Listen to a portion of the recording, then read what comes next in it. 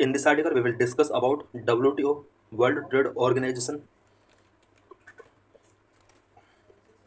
About WTO. WTO is a global multilateral organization established in 1995 for the rules-based trading between the nations of the world.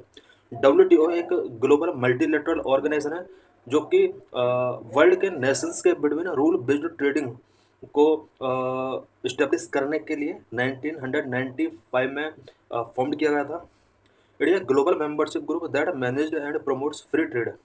WTO एक global membership group है जो कि free trade को promote करने के लिए and manage करने के लिए इस्टेब्लिश किया गया था. It serves as a forum for governments to settle trade dispute and negotiate trade agreement को नेगोशिएट करने के लिए एंड ट्रेड से रिलेटेड डिस्प्यूट्स को सेटल करने के लिए ऑल कंट्रीज के गवर्नमेंट के लिए WTO एक इम्पोर्टेंट फोरम के तौर पर वर्क करता है. It aims to help producers and goods and services exporters and importers conduct their international business smoothly. WTO का जो मेन एम है वो exporters, importers and goods and services को प्रोड्यूस करने वाले इंटरप्राइजेस के लिए बिजनेसेस को स्मूथली तरीके से कंडक्ट करने में हेल्प करता है. At present, the WTO consists of 164 members and 23 observer governments. Present में WTO के अंदर 164 मेंबर्स हैं एंड 23 ऑब्जर्वर गवर्नमेंट हैं. Evolution of WTO, world trade organization का एवोल्यूशन कैसे हुआ. WTO came into existence on 1st January 1995. The history of its establishment dates back to 1945. 1 जनवरी 1995 को WTO start हुआ, बट इसका जो हिस्ट्री रहा है एस्टेब्लिशमेंट का वो 1995 रहा है. Idea of international trade organization. सबसे पहले इंटरनेशनल ट्रेड ऑर्गेनाइजेशन का आइडिया कब आता है. After world war second, western countries taken idea to create an international trade organization to handle the trade side of the international economic cooperation. World war second के बाद western countries के अंदर एक international trade organization ITO establish करने का एक idea आता है so that international economic cooperation के एक साइड के तौर पर ट्रेड को भी हैंडल किया जा सके. It was conceived as the third international institution along with two Bretton Woods institution as a specialized agency of UN. ITO international trade organization को एक वर्ल्ड के थर्ड इंटरनेशनल इंस्टीट्यूशन के तौर पर कंसीव किया गया. इसके सिवाय टू ब्रेटन वुड्स इंस्टीट्यूशन हैं और ITO को UN की एक स्पेशलाइज्ड एजेंसी के रूप में इंस्टीट्यूट किया जाना था. But major countries at USA fail to get this treaty ratified in their respective legislatures. But कुछ मेजर कंट्रीज जिसमें USA भी इंक्लूड था वो अपने लेजिस्लेचर में इसको रेक्टिफाई नहीं कर पाए इस ट्रीटी को. Thus this treaty became a dead letter. ये जो ट्रीटी था ITO फॉर्म करने का ये डेड लेटर में चला जाता है. General agreement on trade and tariff. Trade and tariff से रिलेटेड अब यहाँ पर एक जनरल एग्रीमेंट किया जाता है. इसको हम GATT के नाम से जानते हैं. An agreement called GATT was signed by 23 countries in Geneva and came into force on January 1, 1948.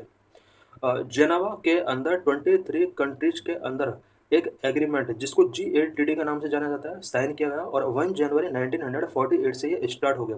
It means ITO पहली बार 1945 में इस्टेब्लिश करने का आइडिया वेस्टर्न कंट्रीज के अंदर है. इसके बाद 3 ईयर्स के बाद 1948 में GATT general agreement on trade and tariff establish किया जाता है. Its purpose was reducing tariff on merchandise trades. इसका जो मेन पर्पज था GATT का वो मर्चेंडाइज ट्रेड्स में टैरिफ को रिड्यूस करना था. During the period 1948 to 1994 most of the world trade was govern by GATT. 1948 से 1994 तक ज़्यादातर जो ट्रेड गवर्न किया जाता था वो GATT के थ्रू ही गवर्न किया जाता था. Uruguay round of 1986-94. As world trade becoming more and more complex, GATT was not able to deal with it because world trade more and more complex होता चला जा रहा था. GATT इस कॉम्प्लेक्सिटी को डील नहीं कर पा रहा था. The Uruguay round of GATT lead to the formation of WTO and a new set of agreement. Uruguay round of GATT 1986 से 94 तक ये कंटिन्यू चलता है और यहीं पर WTO का फॉर्मेशन करने के लिए एक एग्रीमेंट किया जाता है.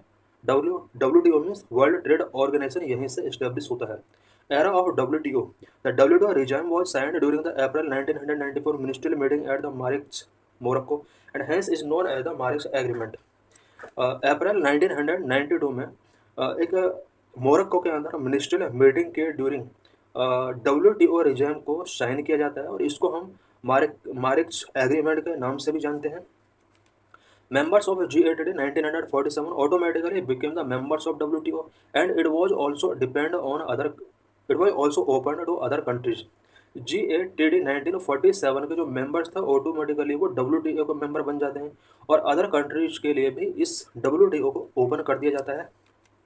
G8 versus WTO. G8 और WTO में क्या डिफरेंस है? इंस्टीट्यूशनल ऑफ फाउंडेशन हम देख सकते हैं G8 के अंदर कोई इंस्टीट्यूशंस नहीं था, जबकि WTO के अंदर permanent institution was its own secretary. इसका एक परमानेंट इंस्टीट्यूशन था और एक सेक्रेटरीट भी था, जबकि G8 का कोई भी परमानेंट इंस्टीट्यूशन और सेक्रेटरीट नहीं था. Applicability. G8 rules apply to trade in goods only. G8 के अंदर G8 ओनली गुड्स के ट्रेड पर अप्लाई होता था, जबकि WTO गुड्स एंड सर्विसेज दोनों पर अप्लाई हुआ करता था. Dispute settlement system. G8 has less powerful dispute settle system. Dispute settlement system G8 का लेस पावरफुल था, जबकि WTO के अंदर डिस्प्यूट सेटलमेंट सिस्टम जो है वो काफ़ी एक मैकेनिज्म के तहत इसको किया जाता है. India and WTO. India has been member of the G8 since 1948. जब से WTO फॉर्म्ड हुआ है तभी से इंडिया इसका मेंबर रहा है. G8 का मेंबर रहा है, उसके बाद WTO का भी मेंबर कंटिन्यू बना रहता है. India is also party to Uruguay round and founding member of WTO. WTO 1994 में फाउंड किया जाता है उरुग्वे राउंड के अंडर और तभी से इंडिया भी इसका मेंबर है. इट मीन WTO का फाउंडिंग मेंबर इंडिया रहा है. Organizational structure of WTO. WTO का ऑर्गेनाइजेशनल स्ट्रक्चर क्या है? Structure of WTO ministerial conference, general council, dispute settlement body इसके अंदर होता है, ट्रेड पॉलिसी रिव्यू बॉडी इसके अंदर होती है. एंड जनरल काउंसिल के 3 पार्ट होते हैं: goods council, intellectual property council and services council. Ministerial conference MC. Top of the structural organization of the WTO. Ministerial conference जो है वो WTO का टॉप स्ट्रक्चरल ऑर्गेनाइजेशन है. Supreme governing body that makes the final decisions on all matters. Ministerial conference जो है वो all matters पर final decision taking करने के लिए एक सुप्रीम गवर्निंग बॉडी है. It is constituted by representatives of all the member countries. All member countries के इसमें कुछ रिप्रेजेंटेटिव होते हैं. Meets after every 2 years. Ministerial conference जो होता है WTO का, इनका मीटिंग एवरी 2 ईयर्स के बाद होता है. General council GC highest level decision making body of WTO की highest decision making body general council होता है. Located in Geneva. जेनेवा के अंदर ये लोकेटेड है. Also act as a dispute settlement body as well as ये dispute settlement body है. Director general से रिलेटेड भी इसके अंदर कुछ प्रोविजंस हैं. एंड डिस्प्यूट सेटलमेंट बॉडी भी इसके अंदर होती है. एपिलेट बॉडी इसके अंदर होती है. एपिलेट बॉडी 1995 में WTO के इस्टेब्लिशमेंट के साथ ही फॉर्म कर दी गई थी. It is a standing body of 7 person. 7 person appellate body के अंदर होते हैं. The seat of appellate body is Geneva, Switzerland.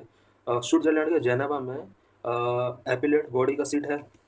WTO dispute settlement mechanism. Dispute settlement mechanism इसका क्या है? Trade related disputes are settled by dispute settlement body which consist of all the members of WTO. Trade related dispute जितने भी होते हैं वो dispute settlement body के द्वारा सेटल होते हैं, जिसके अंदर WTO के ऑल मेंबर्स कंसिस्ट होते हैं.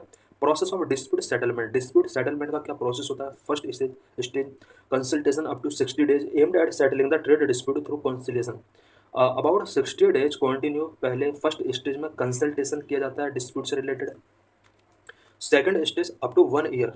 If consultations fail to settle the dispute DSP forms a dispute panel. Consultation अगर डिस्प्यूट को सेटल करने के लिए कंसल्टेशन फेल होते हैं तो डिस्प्यूट पैनल एक फॉर्म किया जाता है. Dispute panel report can be rejected only through consensus among the DSP members.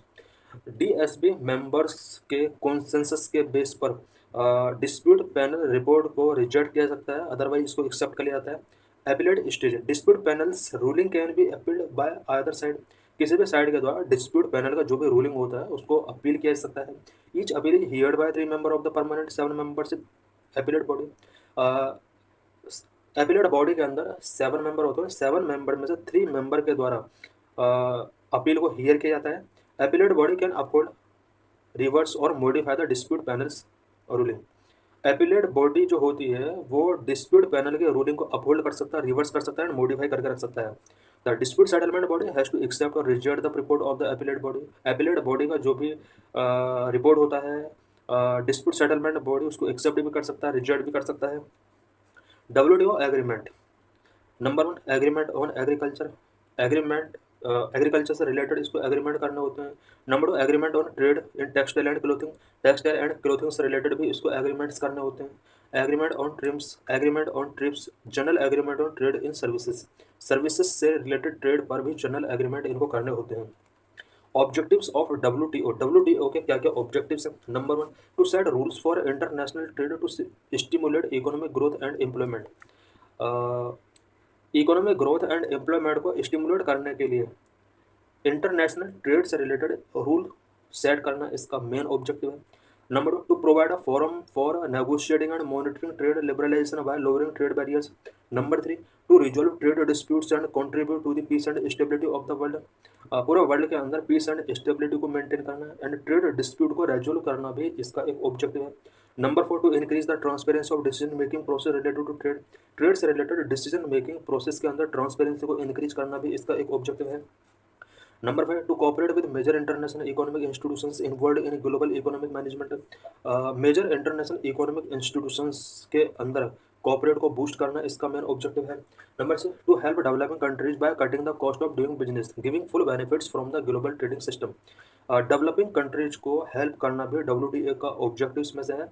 और बिकॉज डेवलपिंग कंट्रीज को ये बिजनेस करने के लिए कॉस्ट में कटिंग को फॉलो करता है और ग्लोबल ट्रेडिंग सिस्टम के थ्रू इन्हें प्रॉफिट गिवन किया जाता है।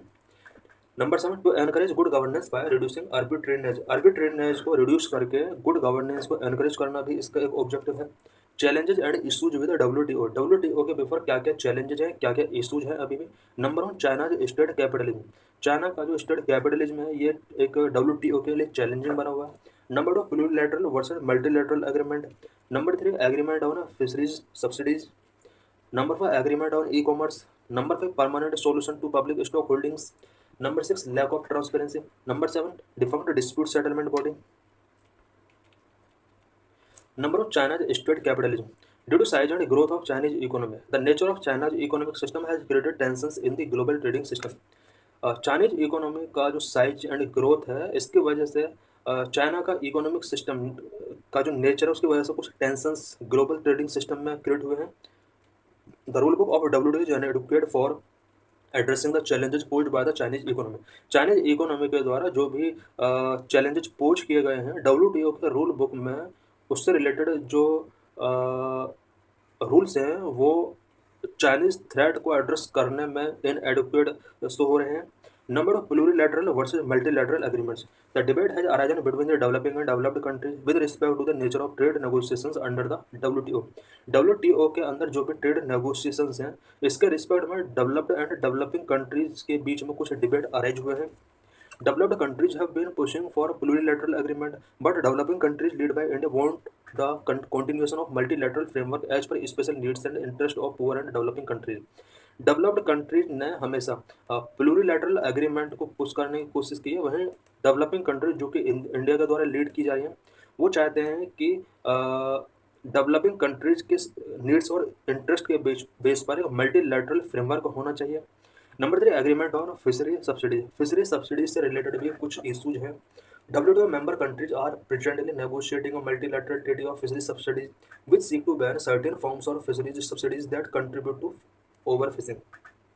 WTO member countries presently fisheries subsidies से related multilateral treaty से related negotiations करने जा रहे हैं, बट इंडिया चाहता है और ये जो है ये फिशरीज सब्सिडी को बैन करना चाहते हैं। यानी वेस्टर्न कंट्रीज जितने भी हैं ये ज़्यादातर कंट्रीज फिशरीज सब्सिडीज से इस पर जो बैन गिवन किया जाता है स्पेशली जो सब्सिडी ओवर फिशिंग को कंट्रीब्यूट करती है उसको बैन करना चाहते हैं। Developed countries wants the developing countries like India and China should not get special and differential treatment, but India wants special and differential treatment should be built into the fisheries subsidies agreement.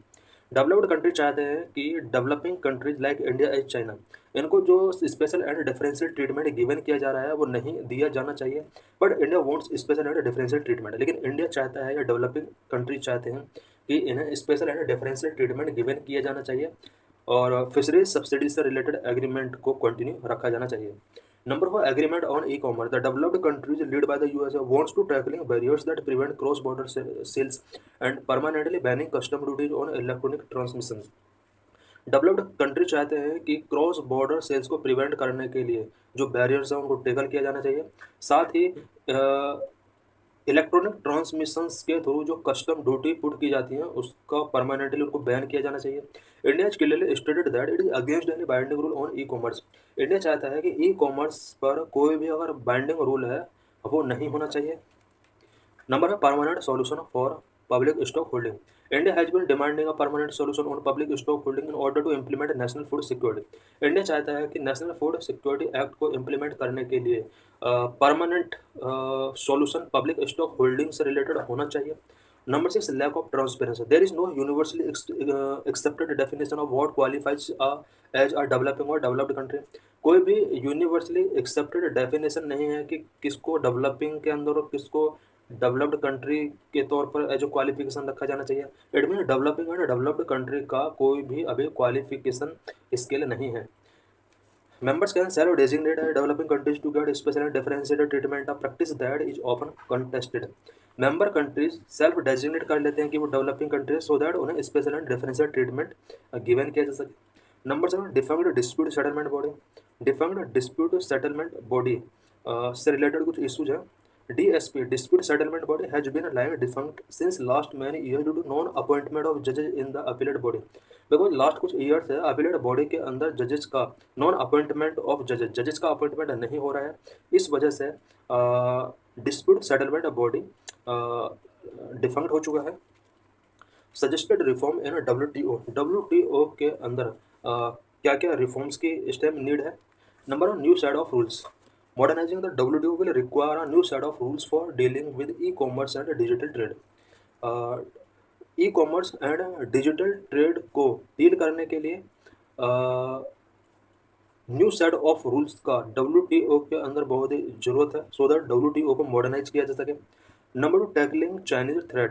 It also need to deal with more effectively with China's trade policies and practices including threat arising from industrial subsidies and state owned enterprises.